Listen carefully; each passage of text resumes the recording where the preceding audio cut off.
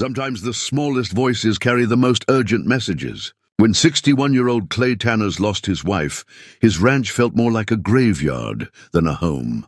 On what seemed like another empty morning, 2 yellow lab puppies appeared at his fence, whimpering desperately. These weren't strays looking for food. They had something important to say. Clay followed their frantic steps into a ravine where he discovered a wrecked truck hidden deep in the brush. Inside were 2 young people who had been missing for 3 days after a flash flood washed out the main road. The puppies had somehow survived the crash and climbed out to find help. As word spread and paramedics arrived, the dogs became local heroes. But for Clay, they became something far more precious, a reminder of what it means to have purpose again. What Clay didn't know was how these 2 loyal souls would completely transform his quiet, lonely world. Before we jump back in, tell us where you're tuning in from. And if this story touches you, make sure you're subscribed, because tomorrow I've saved something extra special for you. Clay Tanners had been rising before dawn for 43 years, but these days the habit felt more like a burden than a blessing. The old brass alarm clock on his nightstand, a wedding gift from Margaret, still chimed at 5:15 each morning. Though he'd been awake for the past hour, listening to the house settle into its familiar creaks and whispers. The silence had weight to it now, pressing against his chest like a heavy blanket he couldn't quite throw off. He swung his legs over the edge of the bed, bare feet finding the cold hardwood floor. The wedding ring on his left hand caught the first hint of light filtering through the gauze curtains Margaret had sewn 38 years ago. She'd always said the morning light in their bedroom reminded her of butter melting in a warm pan, soft and golden and full of promise. Clay couldn't see it that way anymore. These days, light just meant another day to get through. The ranch house had been built in 1967, the same year he and Margaret married. They'd planned it together, room by room, dreaming of the family they'd raise within its walls. The kitchen would have a big window overlooking the pastures, so Margaret could watch the horses while she cooked. The front porch would wrap around the house, wide enough for rocking chairs and afternoon conversations. The spare bedroom down the hall would become a nursery, then maybe 2 nurseries if they were blessed. But blessing, Clay had learned, was a complicated word. They'd been blessed with 38 years together. They'd been blessed with good health and a successful ranch operation. They'd been blessed with neighbors who cared and land that provided. But the one blessing they'd prayed for most fervently, children, had remained just beyond their reach. Margaret had never complained, not once, though Clay caught her sometimes standing at that kitchen window with a faraway look in her eyes, her hand resting unconsciously on her flat belly. The coffee maker gurgled to life as Clay padded into the kitchen. Margaret had programmed it the night before she died, just like she had every night for decades. He'd never changed the timer. Somehow that small ritual of hers continuing on without her felt like a tiny rebellion against the finality of loss. The coffee was always too strong now. Margaret had been the one with the gentle touch, but Clay drank it anyway, standing at that same kitchen window she'd loved, looking out over the 2,300 acres they'd built together.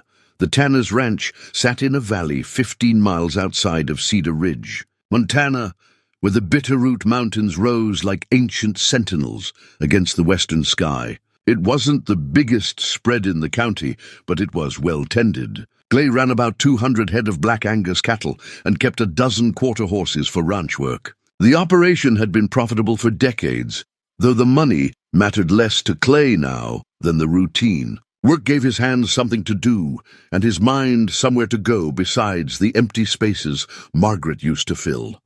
He dressed slowly, pulling on the same faded Wranglers he'd worn for the past week, the same chambray shirt that hung a little looser than it used to. Food had lost most of its appeal since Margaret passed.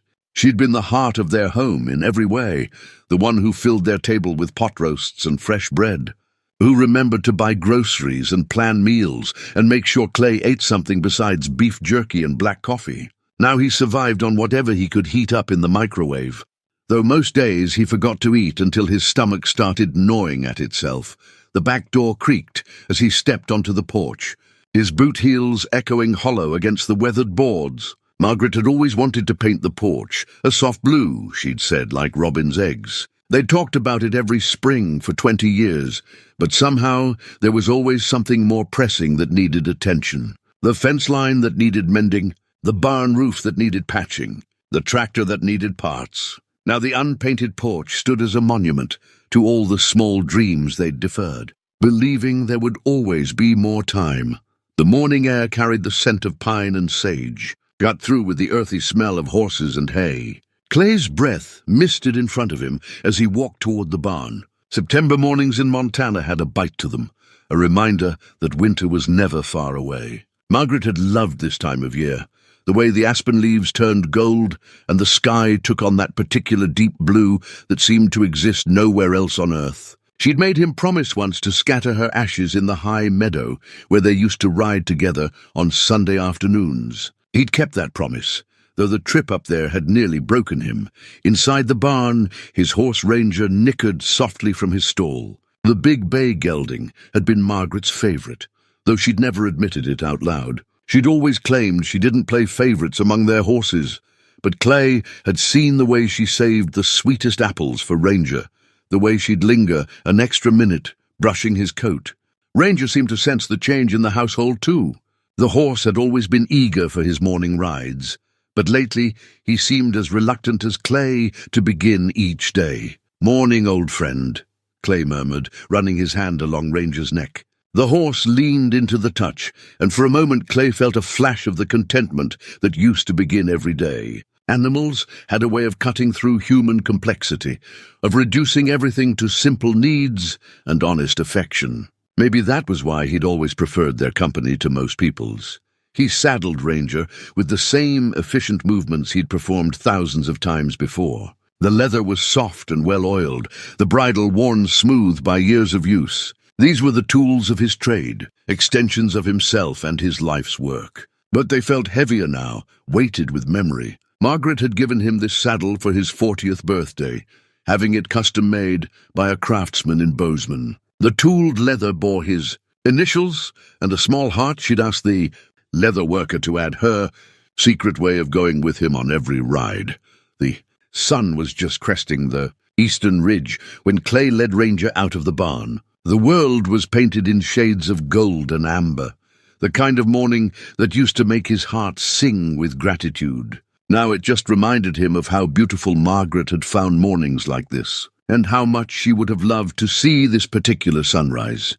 They rode toward the far pasture, where Clay planned to check on the cattle. It was routine work, the kind he could do in his sleep, but it filled the hours and tired his body enough that he could sometimes actually sleep at night. The horse moved beneath him with familiar rhythm, hooves finding their way along paths they'd traveled together for 8 years. This was the life Clay had built, the life he and Margaret had shaped together through decades of shared work and love, and small daily choices. But as they approached the fence line that separated his property from the old logging road, something was different. Clay reined Ranger to a stop, squinting in the morning light.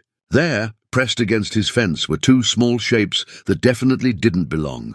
2 puppies, yellow as field corn, looking up at him with eyes that seemed to hold the weight of the world. Clay had always been good with animals, but he'd never been one for strays. The ranch was isolated enough that they rarely had problems with wandering dogs, and Clay preferred it that way. Animals meant responsibility, and responsibility meant caring, and caring meant the possibility of loss. He'd had enough loss to last several lifetimes, but these puppies weren't just wandering. They were trying to tell him something, whimpering and pawing at the fence with an urgency that made Clay's weathered heart skip a beat. Their golden coats were dirty and matted, their small bodies trembling with something more than cold. These weren't lost pets looking for food. They were messengers with news he needed to hear.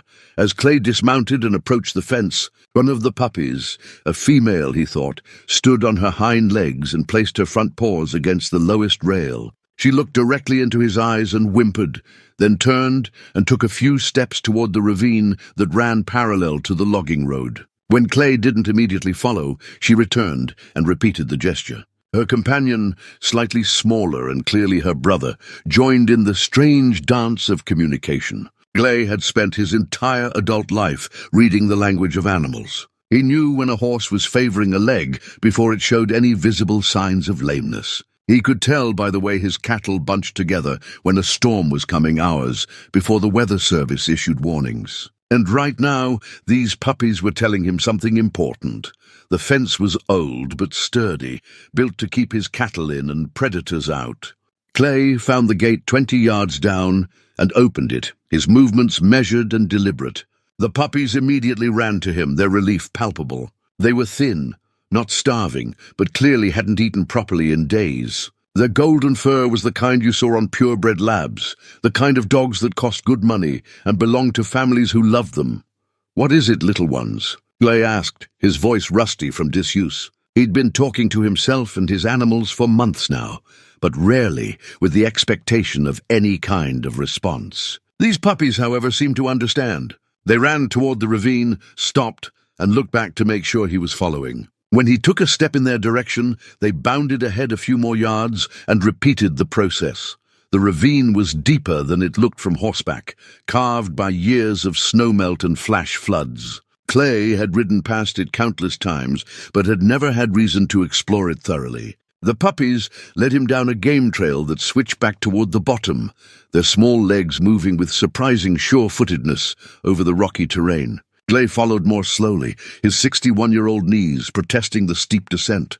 Halfway down, he saw it. The rear bumper of a pickup truck, mostly hidden by brush and debris. Clay's pulse quickened as he scrambled down the remaining slope, the puppies dancing around his legs in excitement. The truck was a late-model Ford, silver under the dirt and scratches, lying on its side against the ravine wall like a discarded toy. Through the shattered passenger window, Clay could see movement. Human movement. These puppies hadn't been abandoned. They'd been survivors on a rescue mission, climbing out of this wreckage to find help for the people trapped inside. And somehow, in a valley where Clay rarely saw another soul for days at a time, they'd found the one man who might be able to save them all. Clay's hands shook as he pulled his cell phone from his shirt pocket. Muscle memory, overriding the shock that threatened to freeze him in place. 3 bars of service, barely enough, but it would have to do. The 911 operator's voice crackled through the speaker as Clay knelt beside the overturned truck, trying to get a better look at the occupants through the spider-webbed glass. "Wevan, what's your emergency?" "I've got a vehicle accident in the ravine off Lost Creek Road," Clay said, surprised by how steady his voice sounded. 2 people trapped inside. "They're alive but hurt bad. I need paramedics and a rescue team. Sir, can you give me your exact location?" Clay rattled off the GPS coordinates he'd memorized for every section of his property, a habit left over from years of calling in veterinarians for sick cattle. The operator assured him help was on the way, but Clay knew it would take time. The ravine was accessible only on foot, and the nearest ambulance would have to come from Cedar Ridge, at least 20 minutes on a good day. Through the broken passenger window, Clay could see a young woman, maybe 25, her dark hair matted with blood. She was conscious but groggy, blinking slowly as if trying to focus. Beside her, a young man about the same age was slumped against the driver's door, unconscious but breathing. The truck's cab was compressed, but intact enough that neither appeared to have suffered fatal injuries. Though Clay could see the man's left arm was bent at an unnatural angle. "Hey there," Clay called softly to the woman. "Help's coming. You're going to be all right." Her eyes found his through the broken glass, wide with fear and confusion. "The dogs," she whispered. "Where are the dogs?" Clay glanced around to find both puppies sitting quietly beside him, as if they knew their job was done and were waiting for the next phase of their mission. "They're right here," he told her. "They're the ones who found you. Smart little heroes, these 2. The woman's face crumpled with relief, and tears began streaming down her dirt-stained cheeks. We couldn't find them after the crash. We thought—" She stopped, overtaken by sobs that seemed to shake her whole body. "Shh, they're fine," Clay soothed, reaching carefully through the window to touch her shoulder. "What's your name, honey?" "Sarah Morrison. And that's my husband, Jake." Her voice was getting stronger, though Clay could see the pain she was fighting with every word. "We've been down here for 3 days. The storm came so fast, and the road just washed out from under us. 3 days. Clay felt his heart clench at the thought. 3 days of being trapped in this ravine while he rode past above, oblivious to their suffering. 3 days of these puppies somehow surviving and then mounting their desperate rescue mission. 3 days, that could have been 3 weeks, if not for two determined little dogs who refused to give up on the people they loved. The sound of sirens in the distance made everyone, human and canine, look toward the rim of the ravine. Clay stood and waved his arms, shouting to guide the emergency responders to their location. Within minutes, paramedics were rappelling down with rescue equipment, transforming the quiet ravine into a scene of organized urgency. Clay stepped back to give them room to work, but found himself unable to leave. The two puppies seemed to feel the same way, staying close enough to watch, but far enough away not to interfere. They were remarkable animals, Clay realized, intelligent enough to know when their help was needed and disciplined enough to know when to step aside. "You the one who found them?" asked the lead paramedic, a woman about Clay's own age, with efficient movements and kind eyes. "The dogs found them," Clay corrected. "They came to my fence and led me down here." The paramedic glanced at the puppies with new respect. "Amazing. We've had search teams looking for these folks since Monday. The husband's got a broken arm and some internal injuries, but nothing life-threatening. The wife's got a concussion and she's dehydrated, but she's stable. They're lucky to be alive." Lucky. The word echoed in Clay's mind as he watched the rescue team carefully extract Jake and Sarah from the wreckage. When was the last time he'd thought of anything in terms of luck or blessing? These past months had been about endurance, about getting through each day without Margaret. But watching these young people being lifted to safety, seeing the joy in their eyes as they were reunited with their devoted dogs, Clay felt something stirring in his chest that he'd almost forgotten. Hope. The extraction took nearly 2 hours. Clay stayed the entire time, partly to help with the logistics and partly because he couldn't bring himself to leave. Sarah remained conscious throughout, constantly asking about the puppies and thanking Clay repeatedly for finding them. Jake regained consciousness as they stabilized him for transport, his first words echoing his wife's concern for their dogs. "They're heroes," Sarah told the paramedics. "Bella and Bandit, they saved our lives." Clay learned their story in fragments as the rescue progressed. Jake and Sarah Morrison were from Seattle, on their way to Jake's family reunion in Billings, when the flash flood hit. They were young marrieds, just 2 years into their life together, with everything ahead of them. The puppies were their first joint decision as a couple, adopted from a rescue organization 6 months ago. "We almost didn't bring them," Sarah confessed to Clay as the paramedics prepared to lift her up the ravine wall. "Jake's mom is allergic, but I couldn't stand the thought of leaving them in a kennel for a week." Thank God we didn't. As the ambulances finally pulled away, their red lights disappearing around the bend towards Cedar Ridge, Clay found himself alone in the ravine with Bella and Bandit. The puppies looked up at him expectantly, as if waiting for instructions. Their people were safe, but what happened now? Clay knelt down between them, studying their faces. They were beautiful dogs, purebreds with intelligent eyes and gentle temperaments. Under the dirt and exhaustion, he could see they'd been well cared for, loved members of a family who would want them back. But that family was now in the hospital, facing weeks of recovery and rehabilitation. These dogs needed somewhere to go, someone to care for them, until their people were well enough to take them home. The logical thing would be to call the sheriff's department, let them handle the animals as part of the accident report. There were proper procedures for this kind of thing, official channels that ensured everything was done by the book. Clay had always been a man who followed proper procedures, who believed in letting the right people handle their designated responsibilities. But as he looked into Bella's golden eyes, he found himself remembering Margaret's voice from years ago. They'd found an injured hawk in their north pasture, wing broken by some predator or accident. Clay had wanted to call the wildlife office, let the professionals handle it. But Margaret had insisted they try to help it themselves first. "Sometimes," she'd said, wrapping the frightened bird in an old towel, "the right person for a job isn't the official person. Sometimes it's just the person who cares enough to try."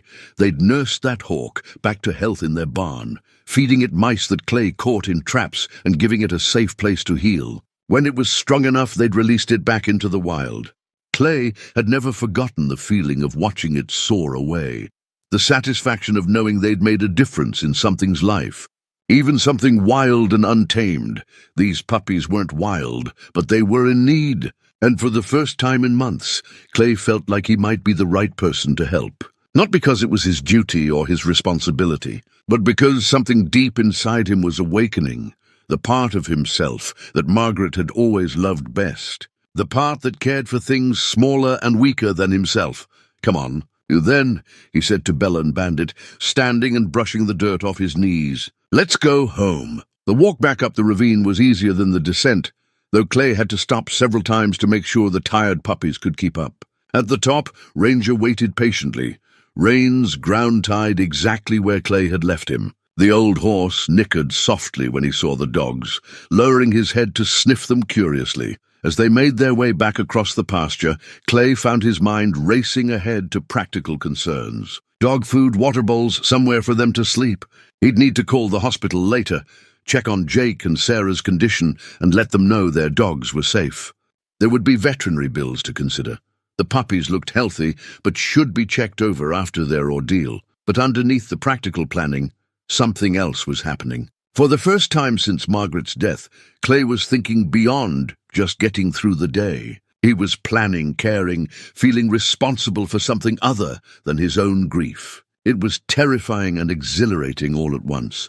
As they reached the ranch house, both puppies looked up at the front porch as if they were seeing a palace. Their tails began to wag, the first truly carefree gesture Clay had seen from them. Maybe, he thought, they weren't the only ones who had been rescued today. The first full day with Bella and Bandit taught Clay more about himself than he'd learned in months. He discovered he was a worrier, constantly checking to make sure they had water, that they weren't getting into something dangerous, that they seemed content. He discovered he was out of practice with companionship. Talking to the dogs felt strange at first, but by evening he found himself narrating his activities as if they were old friends who'd been waiting all day to hear about his fence repairs and cattle checks. Most surprising of all, he discovered he was lonely in ways he hadn't acknowledged even to himself. The morning started early, as all ranch mornings did, but this time Clay wasn't alone in the kitchen. Both puppies had somehow migrated from their blankets in the living room to the hallway outside his bedroom door, where they waited patiently for him to wake up. Bella's tail began thumping the moment she heard his feet hit the floor, and Bandit stretched in that particular way puppies had of transforming from a small furry log into a wiggling bundle of energy. "Good morning to you, too," Clay found himself saying, surprised by the warmth in his own voice. When was the last time anyone had been happy to see him first thing in the morning? After letting them out into the fenced yard behind the house, Clay made coffee and watched through the kitchen window as the puppies explored their temporary domain. Bella was methodical, sniffing along the fence line and investigating every corner with scientific thoroughness.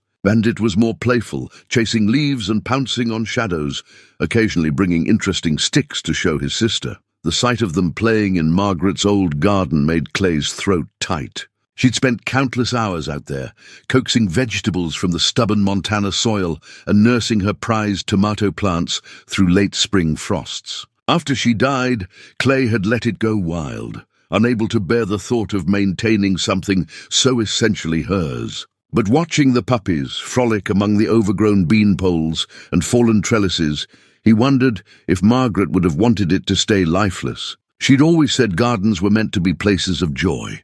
The sound of a truck engine in the driveway interrupted his musings. Clay looked out the front window to see Betty Hartwell's ancient blue Ford pickup pulling up to the house. Betty was his closest neighbor in the relative sense.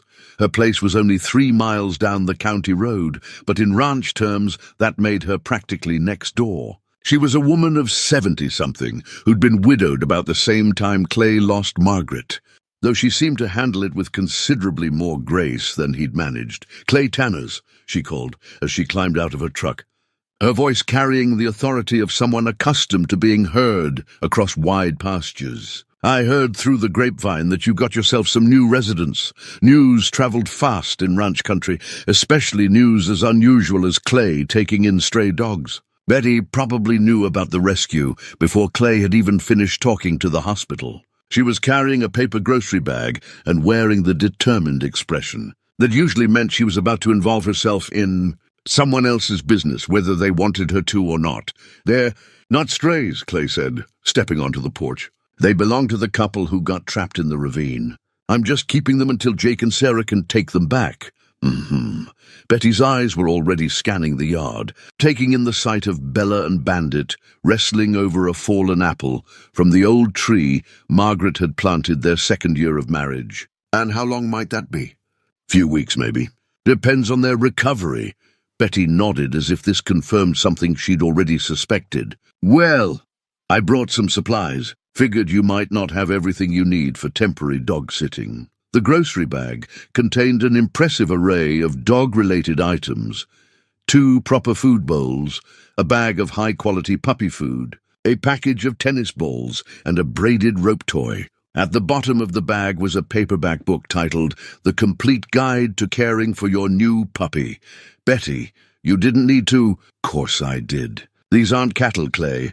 They need different things. She was already walking toward the yard, where the puppies had noticed her arrival and were approaching cautiously. Besides, it's good to see some life around this place again. There it was, the comment Clay had been dreading. Everyone in the county had been treating him with kid gloves since Margaret died, tiptoeing around his grief and giving him space to heal in his own time. But Betty had never been one for tiptoeing. They're beautiful animals, she continued, kneeling down to let Bella sniff her hand. Labs, purebreds. Young couple from Seattle, Jake and Sarah Morrison, on their way to a family reunion when the flash flood hit. Long way to come for a family visit. Betty was scratching Bandit behind the ears now, and both puppies were warming up to her with typical lab friendliness. Must be important family. Clay found himself telling Betty the story he'd pieced together from his phone calls to the hospital and Jake's father. Jake Morrison worked for a tech company, some kind of software development that Clay didn't pretend to understand. Sarah was a teacher, 3rd grade, and they'd been married just over 2 years. The dogs were their first major decision as a married couple, adopted from a rescue organization that specialized in labs. They sound like good people, Betty observed, standing and brushing dog hair off her hands. The kind who raise dogs that risk their lives to save their family. They are. Jake's parents are flying in from Seattle. Seems like a close family. Betty was quiet for a moment, watching the puppies chase each other around the old garden plot. You know, Clay, I've been thinking about getting a dog myself.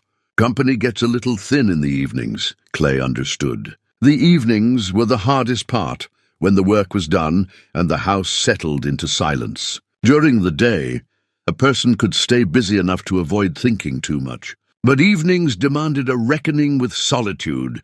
These two have been good company, he admitted. Better than I expected. Animals have a way of healing things, Betty said carefully. Not replacing what's lost, mind you, but reminding us what it feels like to be needed. That afternoon, Clay took Betty's advice and called Dr. Jennifer Walsh, the veterinarian who'd been treating his ranch animals for 15 years. She agreed to make a house call to check over Bella and Bandit, partly as a professional courtesy and partly, Clay suspected, because she was curious about his unexpected venture into pet ownership. Dr. Walsh was a practical woman in her 40s who'd grown up on a ranch herself. She examined both puppies with efficient thoroughness, checking their teeth, eyes, and overall condition while they submitted to her attention with typical lab patience. They're in remarkable shape considering their ordeal, she pronounced, giving Bandit a final pat. Well socialized, good muscle tone, healthy coats. Someone's been taking excellent care of these dogs. Their people love them, Clay said. You can see it in how the dogs behave. Confident, trusting. They know they're valued, Dr. Walsh nodded, packing her equipment back into her medical bag. That makes all the difference with animals. Dogs especially. They become what their people believe they are. After she left, Clay found himself pondering that observation. What did his own animals think of him? His cattle were healthy and well cared for, but did they sense his emotional distance? Did Ranger feel the change in him since Margaret's death? The puppies, however, didn't seem to notice his emotional complications. They simply wanted to be near him, following him from room to room as he went about his evening routine. When he sat down to pay bills at the kitchen table, Bella settled herself across his feet while Bandit curled up nearby. Their presence was companionable without being demanding, comforting without being presumptuous. That night, Clay made a decision that surprised him. Instead of insisting the puppies stay on their blankets in the living room, he allowed them to follow him down the hallway toward his bedroom. He didn't invite them onto the bed. That felt like too much, too soon, but he didn't object when they arranged themselves on the braided rug beside his side of the bed. As he lay in the darkness, listening to their gentle breathing, Clay realized something had shifted. For the first time since Margaret's death, he wasn't dreading tomorrow. He was curious about it. What would Bella and Bandit think of his morning routine? Would they want to come along on his ride to check the cattle? How long before they felt completely at home here? The questions were simple ones, hardly life-changing. But they were about the future, about possibility, about something other than just enduring another day of loss. And that, Clay thought as sleep finally claimed him, was perhaps the most precious gift these two rescue dogs could have given him. The call came on a Thursday morning, while Clay was teaching Bella and Bandit to wait patiently while he saddled Ranger.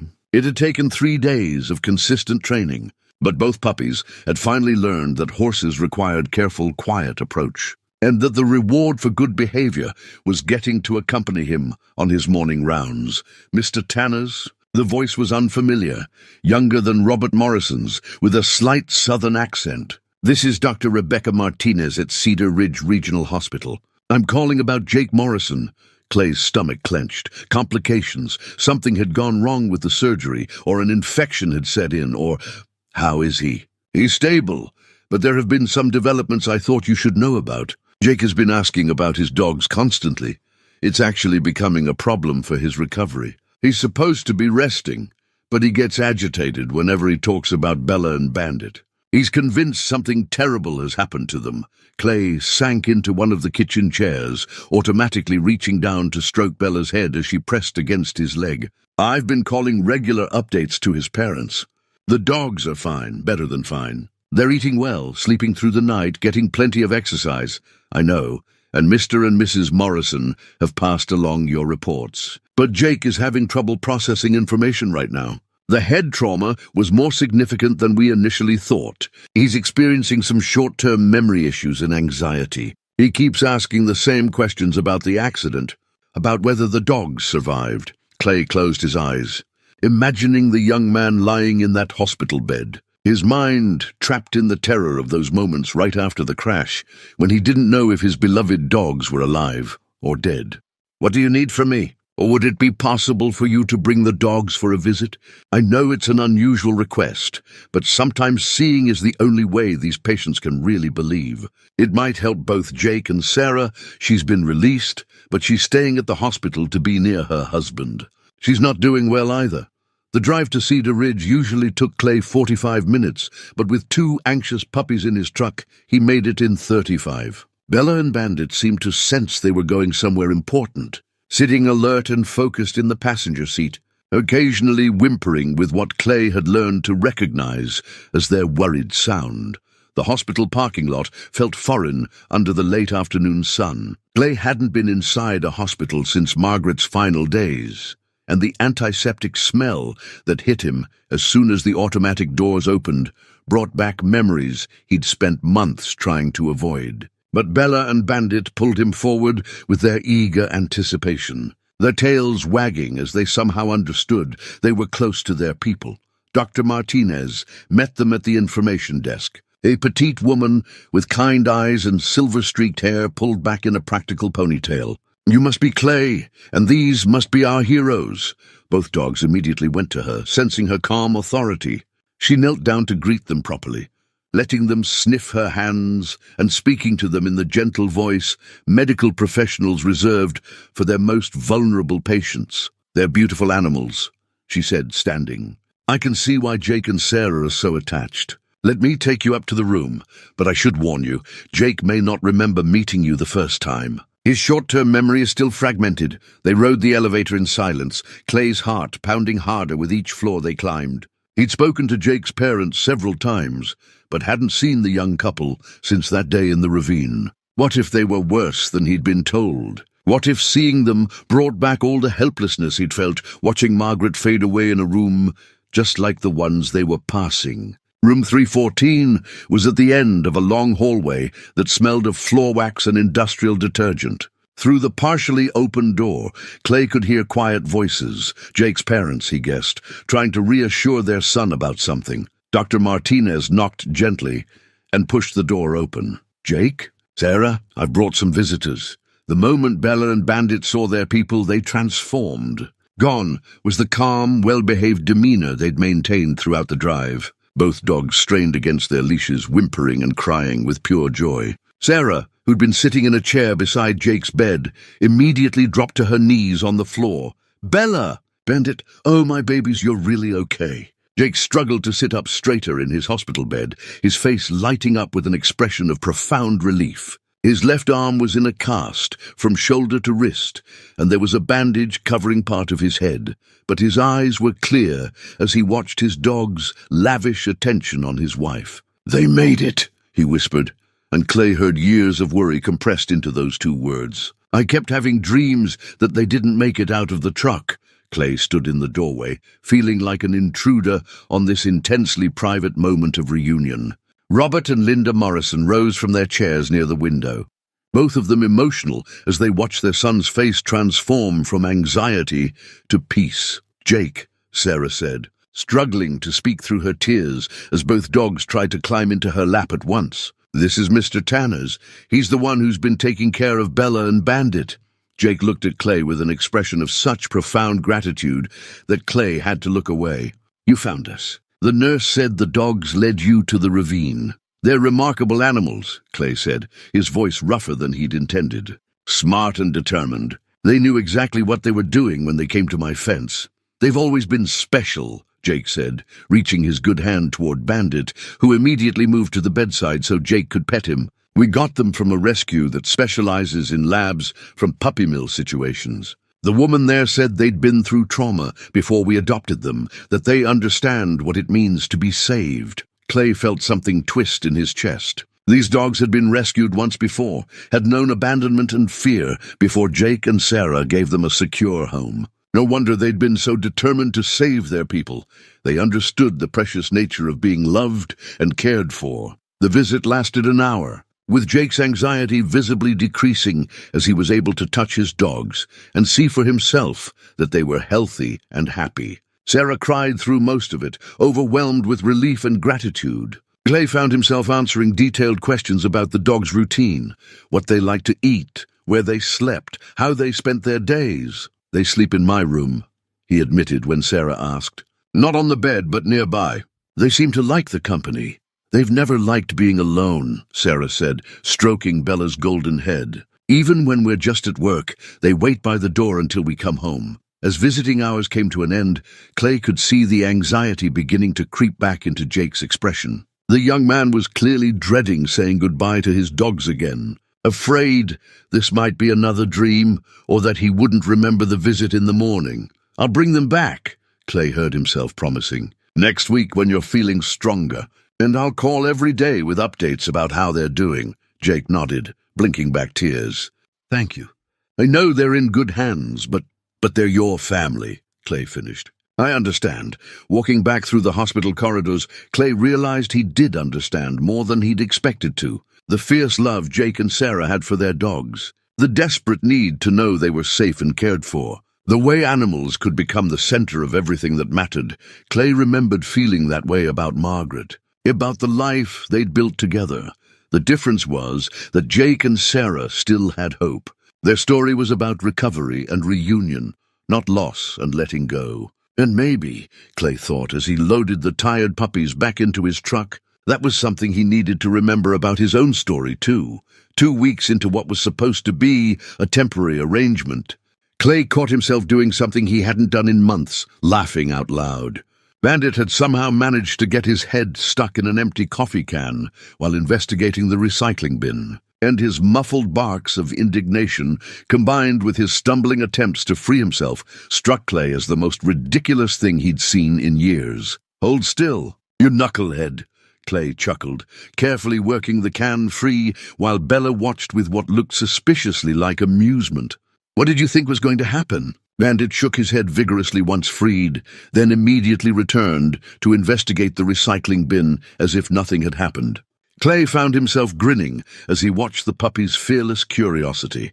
When was the last time he'd found anything funny enough to laugh about? The realization sobered him. He was getting too attached. These weren't his dogs, no matter how seamlessly they'd integrated themselves into his daily routine. No matter how Bella had claimed the spot at his feet during morning coffee, or how Bandit had taken to bringing him interesting sticks and rocks as if they were precious gifts. No matter how much more alive the ranch felt with their presence, Jake was improving steadily, according to the daily reports Clay received from Robert Morrison. The memory issues were resolving, and the physical injuries were healing ahead of schedule. Sarah had been cleared to return to work, but was taking extended leave to care for her husband. They'd moved temporarily into Jake's parents' guest room in Seattle while he completed his recovery, but both were eager to return to their normal life as soon as possible.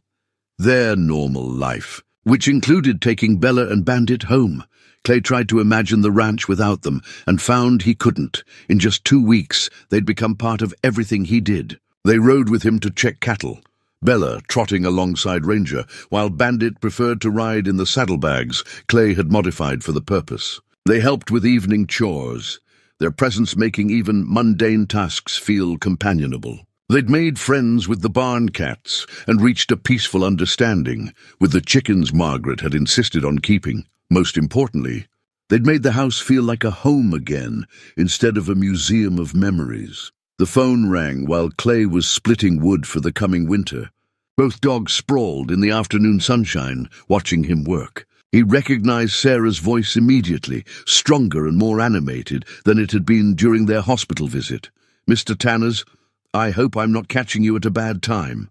"Not at all. How are you feeling? And how's Jake?" "Much better, both of us. The doctors say Jake can travel next week. We're planning to fly back to Montana to get Bella and Bandit, and to thank you properly for everything you've done." Clay felt his chest tighten. Next week, of course, they were ready to take their dogs home. It was what he'd been expecting, what he'd known would happen from the beginning. So why did it feel like someone was squeezing his heart? "That's wonderful news," he managed. "They'll be excited to see you. I wanted to ask you about their routine," Sarah continued. "I know they've been with you for 2 weeks now, and I don't want the transition home to be too jarring for them. Could you tell me about their daily schedule? What they like to eat, where they sleep, that sort of thing?" As Clay described the puppy's life on the ranch, he realized how completely they'd adapted to his world. They woke with the sunrise and helped with morning chores. They spent their days exploring the property, learning the boundaries of their temporary territory. They ate twice a day at the kitchen table where Clay could keep an eye on them. They slept on the braided rug beside his bed, their breathing a comfort he'd grown to depend on. "They sound so happy," Sarah said when he finished. "I was worried they might be pining for us or having trouble adjusting to ranch life." "They're adaptable animals," Clay said carefully. "They seem to make the best of whatever situation they're in." There was a pause on the other end of the line. "Mr. Tanners, can I ask you something? Has taking care of Bella and Bandit been a burden for you? I know you live alone, and we kind of dropped this responsibility on you without much warning." Clay looked out the kitchen window, where both puppies were now investigating something fascinating near the old garden plot. "Burden? They'd been many things, surprising, challenging, occasionally frustrating when they got into mischief, but never a burden. They've been good company," he said honestly. "Better than I expected." "Good, because Jake and I have been talking and we have a proposition for you. We know you've grown attached to them. And honestly, they're going to miss ranch life when we take them back to our apartment in Seattle. What would you think about us visiting regularly? Maybe even spending summers here if we could work something out?" Clay felt something loosen in his chest, a knot of tension he'd been carrying for days. "You'd be welcome any time. Both of you and the dogs." That evening, as Clay worked on repair projects in the barn, he found his mind wandering to memories of Margaret. Not the painful ones that had haunted him for months, but earlier ones, happier times when their dreams had been bigger than their reality. They'd talked about having children who would grow up on the ranch, learning to ride and take care of animals. They'd imagined grandchildren visiting during summer vacations, filling the house with laughter and chaos. It had never happened. The children they'd hoped for remained an ache in their hearts that never quite healed, though they'd learned to carry it gracefully. They'd focused their nurturing instincts on each other and their animals, building a life that was complete, even if it wasn't exactly what they'd originally planned. Bella appeared at his elbow, resting her chin on his workbench and watching as he tightened a loose hinge on a gate. Her eyes were intelligent and patient, as if she understood that humans sometimes needed quiet company while they worked through complex emotions. "What do you think, girl?" Clay asked, pausing to scratch behind her ears. "Think your people would really come back to visit?" Bella's tail wagged once, a measured response that suggested she had opinions about the matter, but was too polite to express them definitively. The truth was, Clay realized it didn't matter whether Jake and Sarah kept their promise about visits. What mattered was that for 2 weeks he'd remembered what it felt like to care for something beyond himself. He'd remembered the satisfaction of being needed, of having a purpose that extended beyond just maintaining what already existed. The ranch operation would continue whether or not he had dogs underfoot. The cattle would still need tending. The horses would still need riding. The endless maintenance tasks would still demand his attention. But Bella and Bandit had reminded him that a ranch was more than a business. It was a place where life happened, where relationships grew, where love took root and flourished. That night, as he lay listening to the familiar sound of their breathing from the rug beside his bed, Clay made a decision. When Jake and Sarah came to take their dogs home, he would tell them about the puppy mills that still operated in Montana, about the rescue organizations that always needed foster homes for animals in transition. He would ask them to help him find dogs who needed the kind of temporary sanctuary his ranch could provide. Not replacements for Bella and Bandit, no dog could be that, but companions for the future. Animals who could benefit from what Clay was finally ready to admit he had plenty to give. Space, time, patience, and a heart that was bigger than his grief.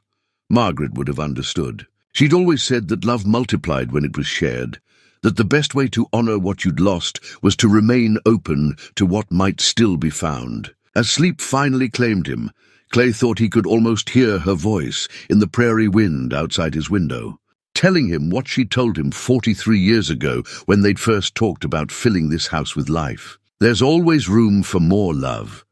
Clay, always. The call came at 6 in the morning, 3 days before Jake and Sarah were scheduled to fly back to Montana. Clay had been awake for an hour, as was his custom, but he hadn't yet gotten out of bed when the phone rang. Bella and Bandit lifted their heads from their spots on the rug, alert to the unusual timing of the call. "Mr. Tanner's?" The voice was Linda Morrison, Jake's mother, but something in her tone made Clay's stomach clench. "I'm sorry to call so early, but something's happened." Clay sat up straighter, already reaching for his clothes. "What is it? Is Jake all right?"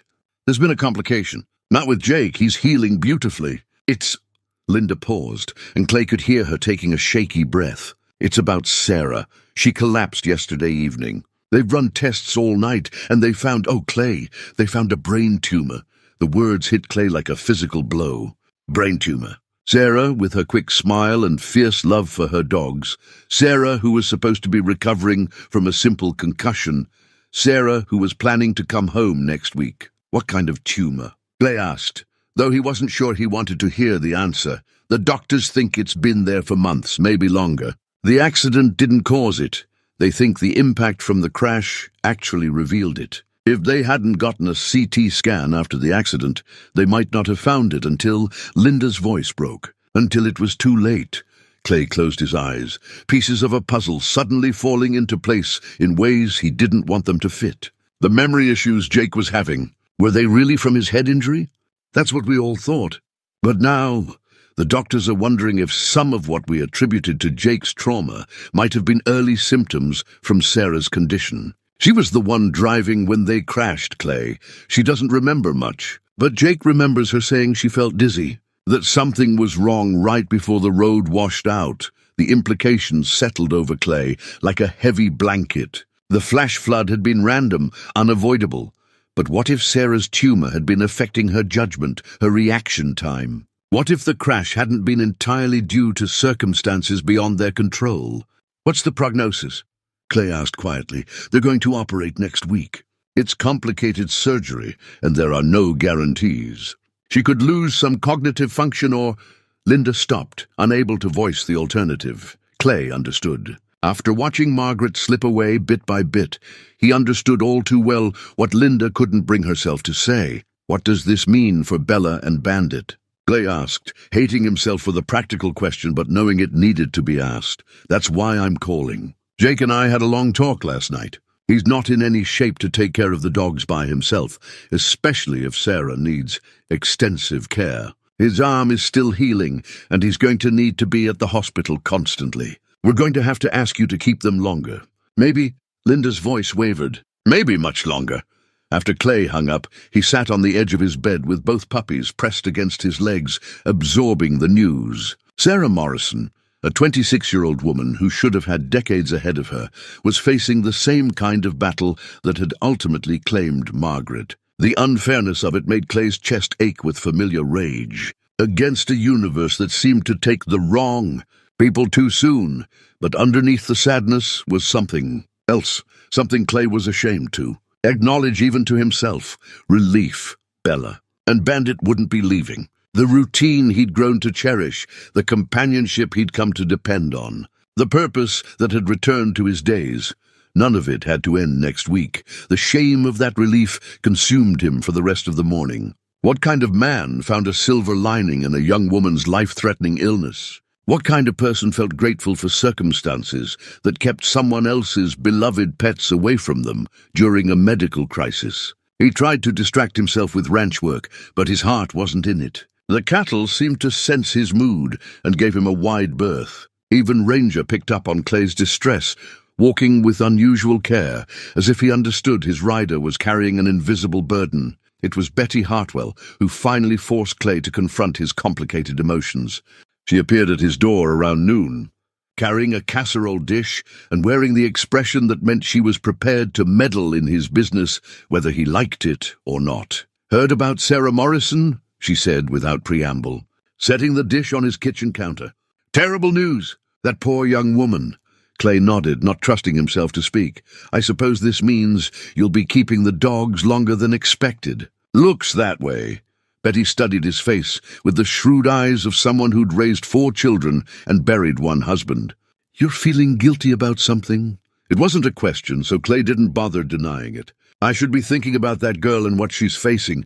Instead, He stopped, unable to finish the sentence. "Instead, you're relieved that the dogs won't be leaving," Betty finished for him. "And you think that makes you a terrible person?" Clay looked away, but Betty stepped into his line of sight, forcing him to meet her eyes. "Clay Tanners, I've known you for 15 years, and you're one of the most decent men I've ever met. The fact that you found happiness again after losing Margaret isn't something to be ashamed of. It's something to be grateful for. But Sarah Morrison is fighting for her life, and that's tragic. But her fight doesn't diminish your right to find joy where you can. Those dogs need care, and you're able to give it. That's not selfish. That's exactly what they need right now."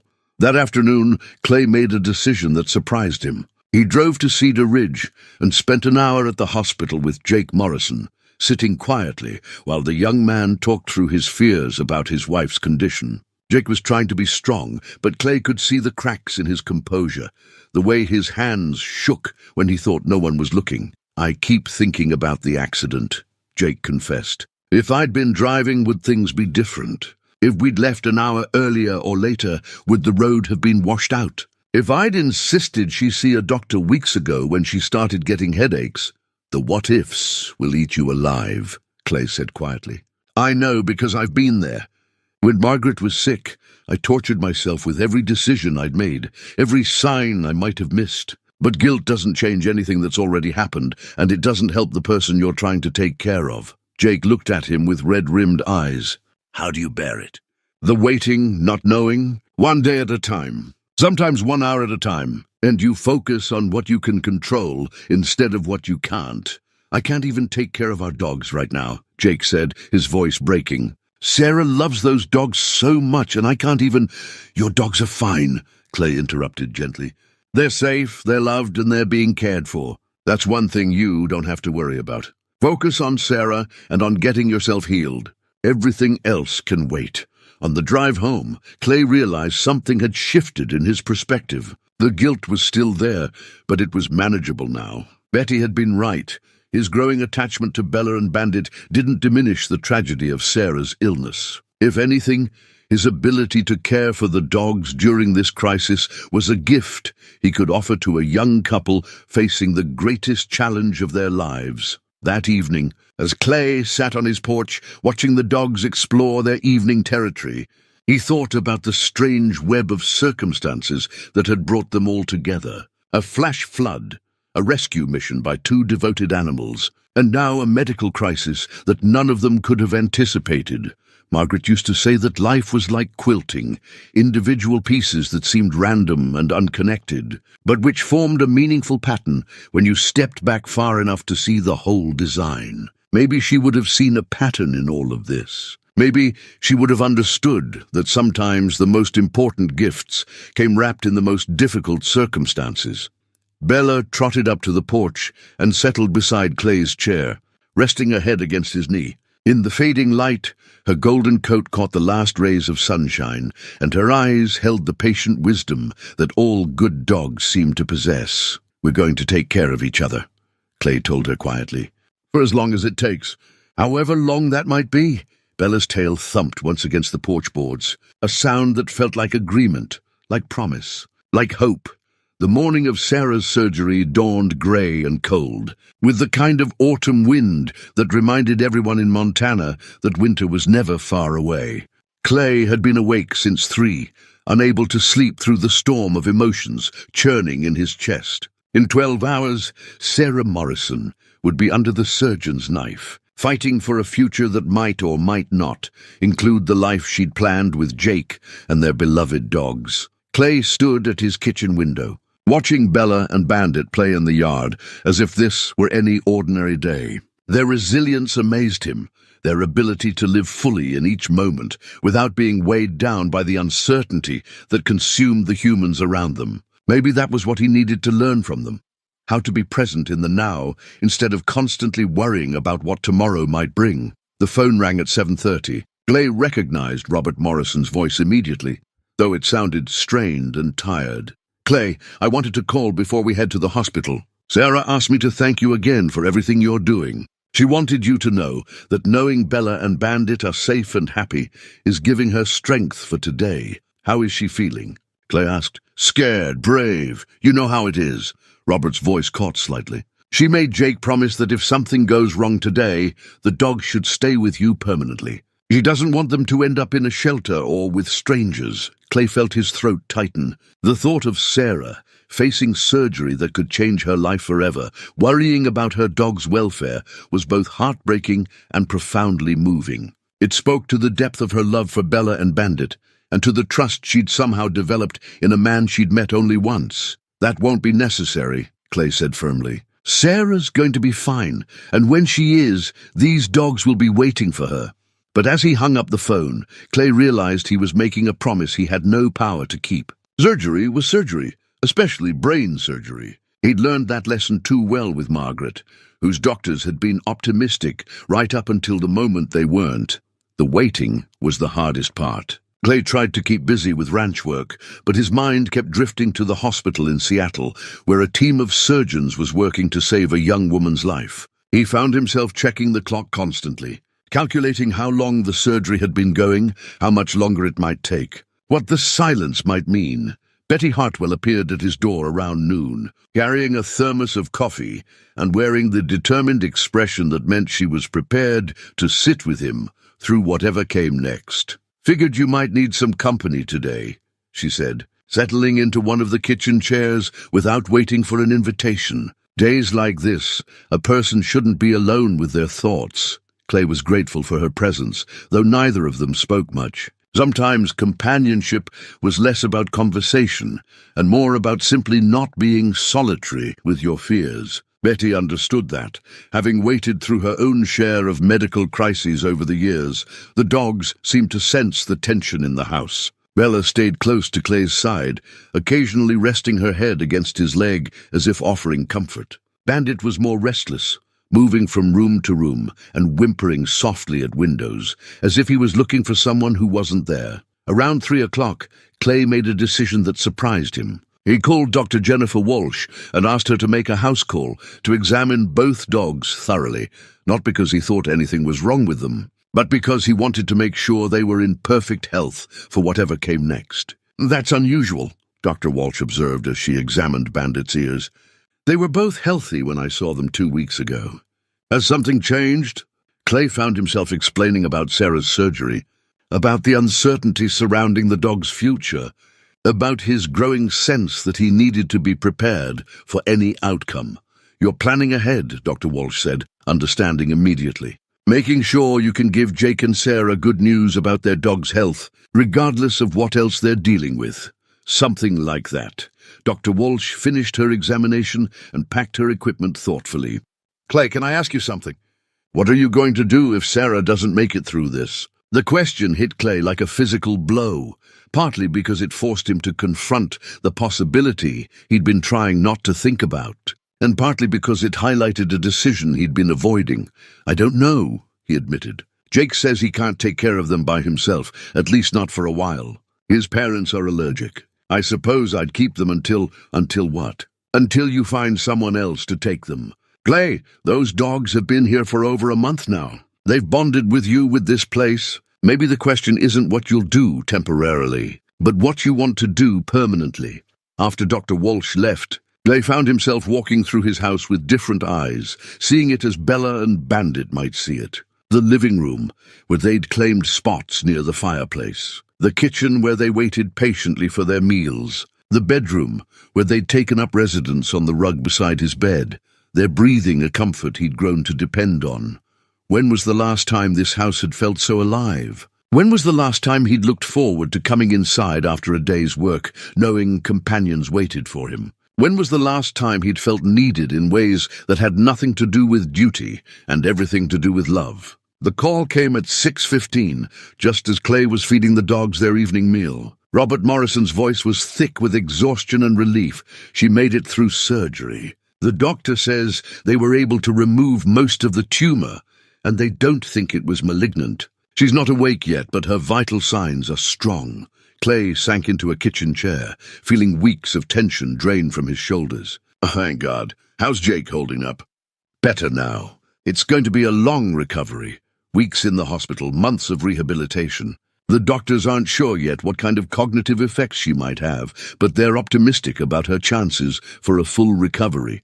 Months of rehabilitation." Clay absorbed this information while watching. Bella and Bandit eat their dinner with the focused attention that suggested they found his emotional state more interesting than their food. "What does this mean for the dogs?" Clay asked. "Well, that's what I wanted to talk to you about.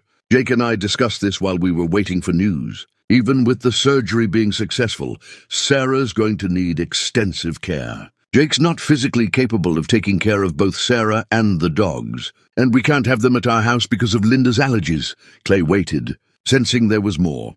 "We'd like to ask you to keep Bella and Bandit until Sarah is fully recovered. We know it's a lot to ask, and we'll pay for everything, of course. But Jake says you've grown attached to them, and honestly, he thinks they might be happier on the ranch than cooped up in a Seattle apartment while everyone's focused on Sarah's recovery. Keep them until Sarah was fully recovered. That could be months, maybe longer." Clay looked at the two dogs, who had somehow become central to his daily routine, who had reminded him what it felt like to care for something beyond himself, who had brought laughter and purpose back into a house that had been too quiet for too long.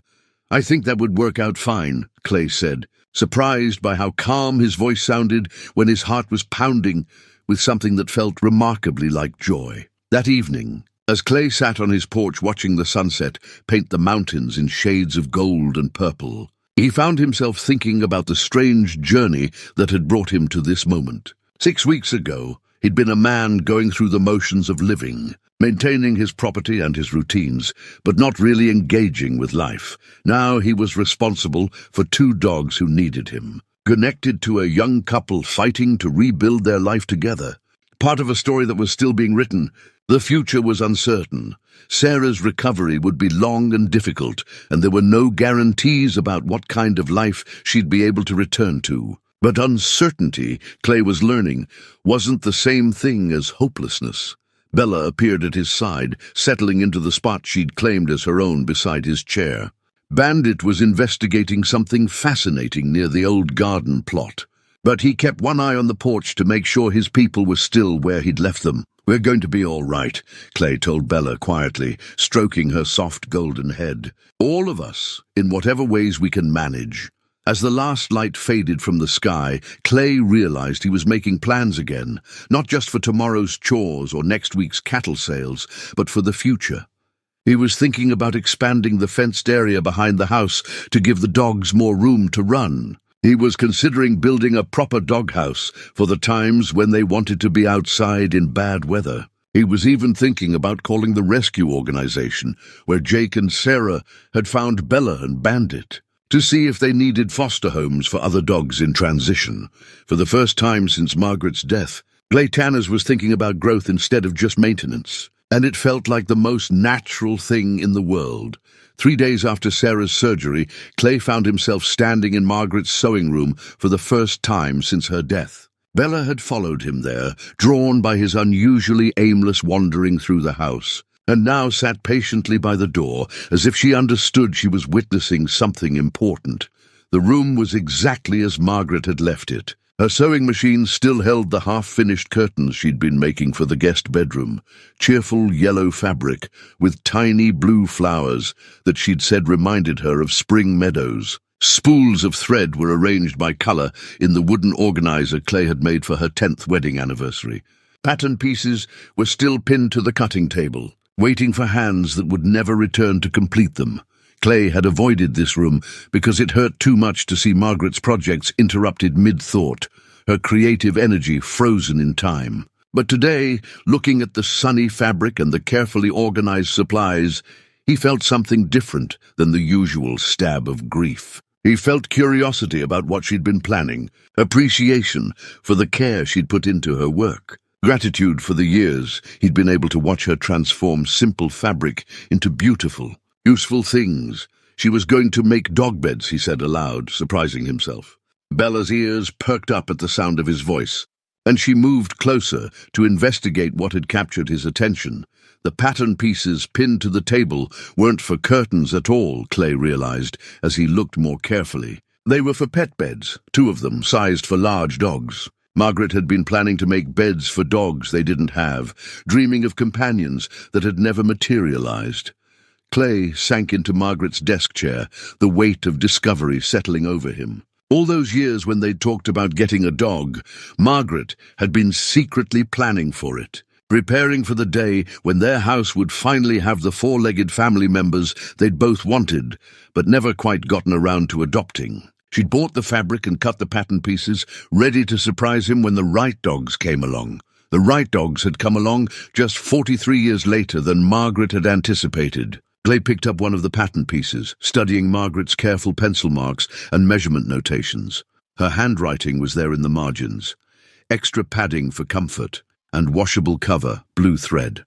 She'd thought through every detail, imagining dogs she'd never met, but already loved enough to plan for their comfort. "She knew," Clay whispered to Bella, who had settled beside his chair with the patient attention that suggested she was prepared to stay as long as needed. Somehow, she knew. For the first time since Margaret's death, Clay allowed himself to really remember her.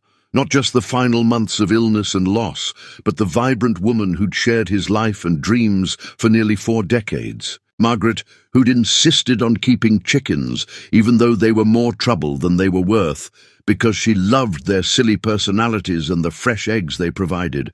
Margaret, who'd hand-stitched quilts for every new baby born to their neighbors, even though she'd never had babies of her own to sew for. Margaret, who'd saved fabric scraps for years, dreaming of dogs who would need comfortable beds. The tears came then, not the bitter tears of early grief, but something gentler. Tears of gratitude for the love they'd shared, for the dreams they'd held together, for the woman who'd been planning surprises for him even in the last months of her life. When the tears stopped, Clay felt something he hadn't experienced in almost a year. Peace. Not the absence of sadness, but the presence of something larger than sadness. Understanding, maybe, or acceptance. Margaret was gone, but her love wasn't. Her dreams weren't. Her capacity for planning happiness was still there, in the yellow fabric with blue flowers, still there in the carefully measured pattern pieces, still there in his own growing ability to care for Bella and Bandit. Clay stood and gathered the pattern pieces, smoothing them carefully as Margaret would have done. He'd never used a sewing machine in his life, but Betty Hartwell had. She'd taught her daughters to sew, and she'd probably be willing to teach a stubborn rancher how to follow his late wife's pattern. "What do you think, Bella?" he asked, holding up the fabric so she could see it. "Think Margaret would approve of us finishing her project?" Bella's tail thumped against the floor, a sound Clay chose to interpret as enthusiastic approval. That afternoon, Clay loaded the fabric, pattern pieces, and Margaret's detailed notes into his truck and drove to Betty's house. She met him at the door with knowing eyes and a smile that suggested she'd been expecting this visit. "Finally ready to go through Margaret's things?" she asked gently. "Not all of them, but I found something she was making. Dog beds, for Bella and Bandit." Betty's eyes brightened with understanding. Of course she was. Margaret always could see around corners, could see what was coming before the rest of us caught on. They spent the rest of the afternoon in Betty's sewing room, with Clay operating the sewing machine under Betty's patient instruction, while she cut fabric and managed the more delicate operations. It was frustrating work at first.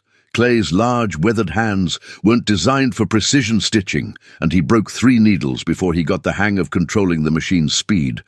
But as the first dog bed took shape, Clay found himself thinking about Margaret's hands guiding the same kind of machine, creating useful beauty from raw materials. There was something deeply satisfying about completing her vision, about bringing her final gift for dogs she'd never met into physical reality. "She'd be proud of you," Betty said as they finished the binding on the second bed, "both for this and for everything else. Margaret always said you had more love to give than you realized." As the sun set, Clay loaded the finished dog beds into his truck and headed home. Bella and Bandit were waiting on the porch as if they'd somehow known this was an important day, and that their patient presence would be needed when he returned. Clay carried the beds inside and placed them in the living room near the fireplace, the same spot where the dogs had been sleeping on old blankets for weeks. Both dogs immediately investigated their new accommodations, sniffing the fresh fabric and testing the softness with careful paws. Bella was the first to claim her bed, circling twice before settling into the yellow fabric with a contented sigh. Bandit followed her lead, curling up on his own bed with the satisfied air of a dog who'd finally found exactly where he belonged. Clay stood watching them, struck by how right this felt, Margaret's last gift being enjoyed by the dogs, who'd somehow found their way to the ranch she'd loved, filling the house with the companionship she'd always dreamed of providing.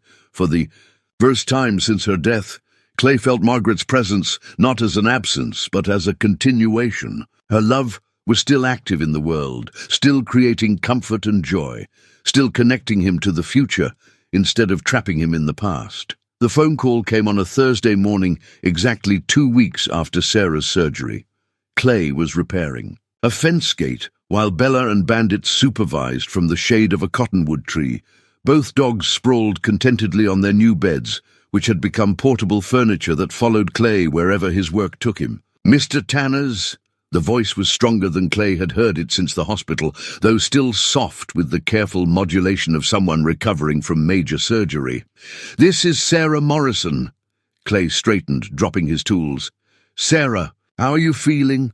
"Better every day. The doctors are amazed by my progress." There was genuine joy in her voice, the sound of someone who'd stared mortality in the face and lived to tell about it. "I wanted to call you myself to say thank you. Jake told me about the dog beds you made, about how well you've been caring for Bella and Bandit.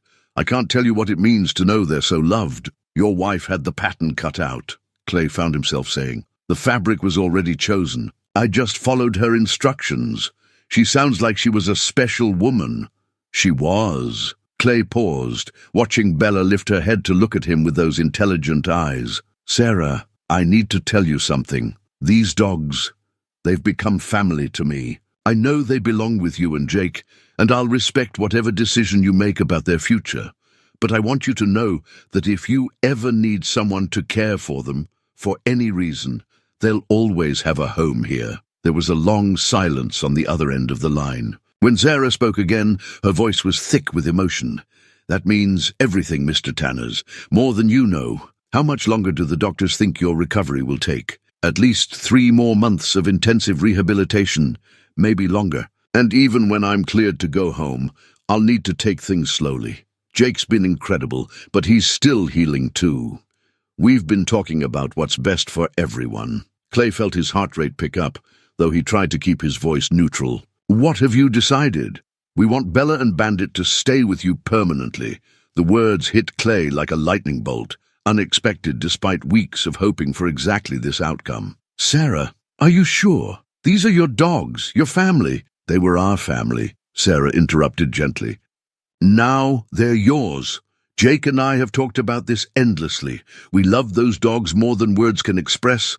But love sometimes means wanting what's best for the ones you love, even if it's not what you originally planned." Clay sank onto a nearby fence post, his legs suddenly unsteady. Bella must have sensed something significant was happening, because she got up from her bed and came to stand beside him, leaning her warm weight against his leg. "We've seen how they've thrived with you," Sarah continued. "Jake visited his parents last week, his first trip out of the hospital, and all he could talk about was how happy and healthy the dogs looked in the pictures you've been sending. They have space to run, meaningful work to do, someone who understands them. We're city people, Mr. Tanners. Our apartment doesn't have a yard, and with my health issues, we might not be able to give them the active life they deserve." "But you love them," Clay protested, even as part of him was rejoicing at the possibility of keeping Bella and Bandit forever. "We do love them. That's exactly why we want them to stay with you. Love isn't about possession.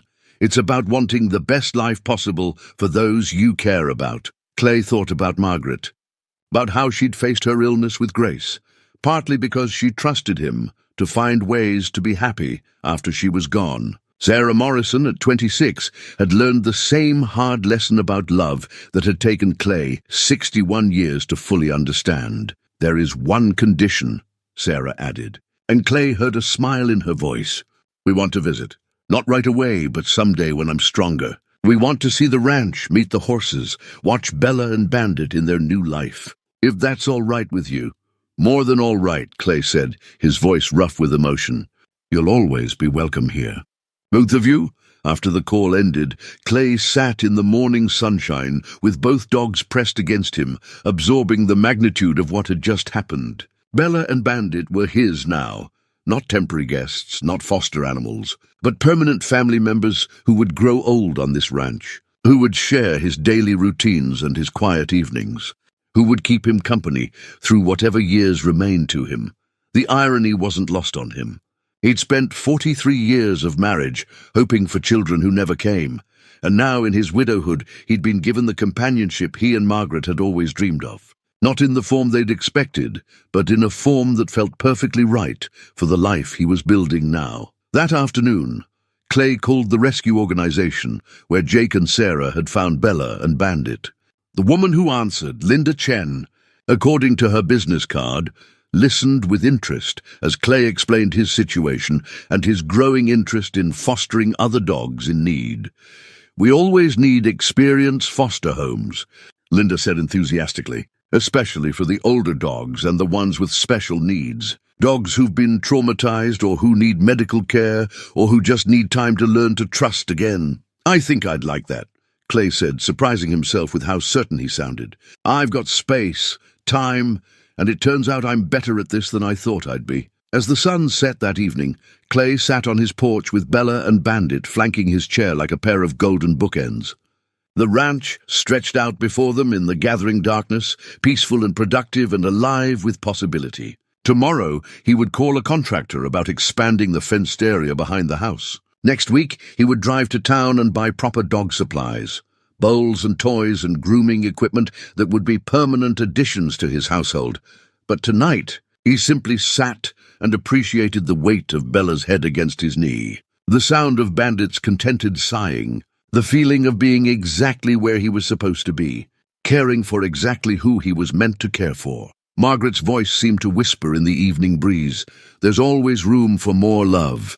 Clay, always."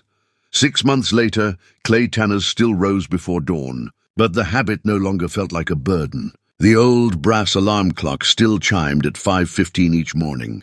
But now, Clay was often awakened earlier by the gentle sounds of Bella and Bandit stirring on their beds, not demanding attention, but simply ready to begin another day alongside the man who'd become their person. The morning routine had evolved to accommodate his companions. Coffee first, always. But now, Clay shared the quiet kitchen with 2 dogs who'd learned to wait patiently while he gathered himself for the day. Then outside to the fenced yard, Clay had expanded to encompass nearly an acre, where Bella could pursue her methodical inspection of the property while Bandit chased shadows and investigated the endless fascinating scents that accumulated overnight. This particular morning held the crisp promise of spring, with the first green shoots of grass beginning to push through the winter-brown earth. Clay stood at the kitchen window, the same window where Margaret had once watched for horses while she cooked, and marveled at how different the view looked now. Not the physical landscape, which remained unchanged, but the emotional landscape of his own perception. Where he'd once seen only reminders of loss, he now saw possibilities for growth. The ranch operation had thrived under his renewed attention. Clay had discovered that caring for Bella and Bandit had somehow recharged his interest in caring for everything else. The cattle were healthier, the horses more content, the property better maintained than it had been in years. It was as if the dog's presence had reminded him what it meant to take pride in providing for those who depended on him. But the most significant change was the one reflected in the letter Clay held in his hands, correspondence from Linda Chen at the rescue organization. 3 weeks ago, Clay had taken in his first foster dog, an elderly German shepherd named Max, whose family could no longer care for him. Max was currently recovering from hip surgery in the guest bedroom Clay had converted into a temporary infirmary, learning to trust again after the trauma of abandonment. "We have another situation that might interest you," Linda's letter read. "A bonded pair of senior labs whose owner died last month. They're gentle souls, well-trained, but they're having trouble adjusting to shelter life. I think they might benefit from the kind of environment you've created there." Clay smiled as he read, already planning how he might accommodate 2 more dogs. The barn had space that could be converted to additional housing, and Betty Hartwell had offered to help with socializing and training. What had started as temporary care for 2 rescue puppies had become something much larger.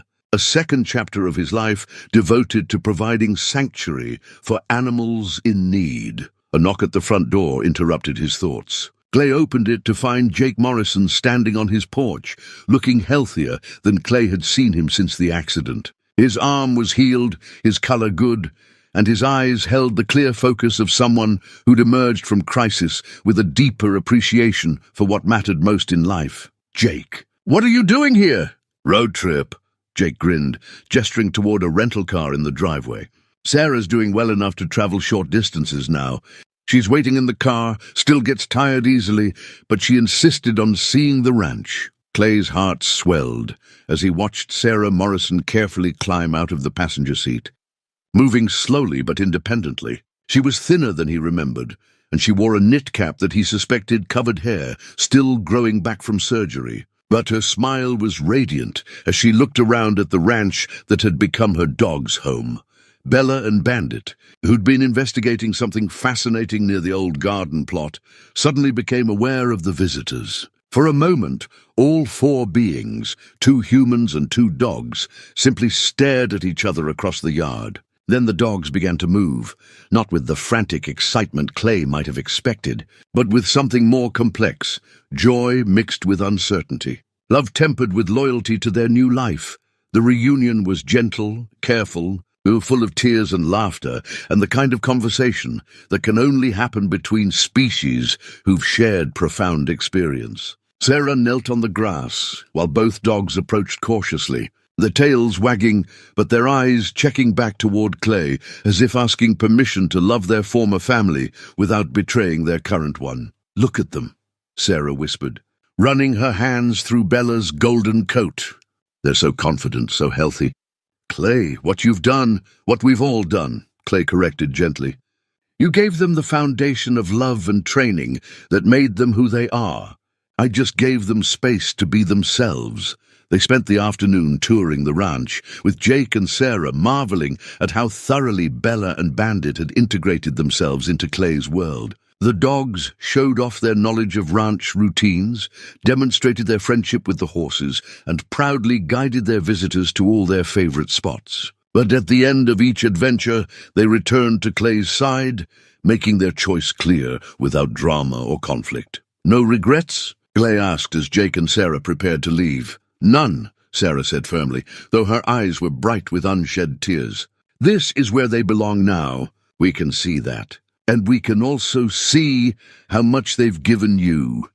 After their car disappeared down the county road, Clay found himself alone on his porch with his companions as the sun set behind the mountains. The evening was warm enough to sit outside, and all three of them seemed content to simply exist together in the gathering darkness. Clay thought about the strange journey that had brought them all to this moment. A flash flood, a rescue mission by two devoted animals, a medical crisis that could have ended in tragedy, but instead led to healing and new beginnings. If someone had told him a year ago that he'd be planning to house multiple rescue dogs, that his grief for Margaret would transform into something productive and nurturing, that his isolated ranch would become a sanctuary for animals in need, he never would have believed it.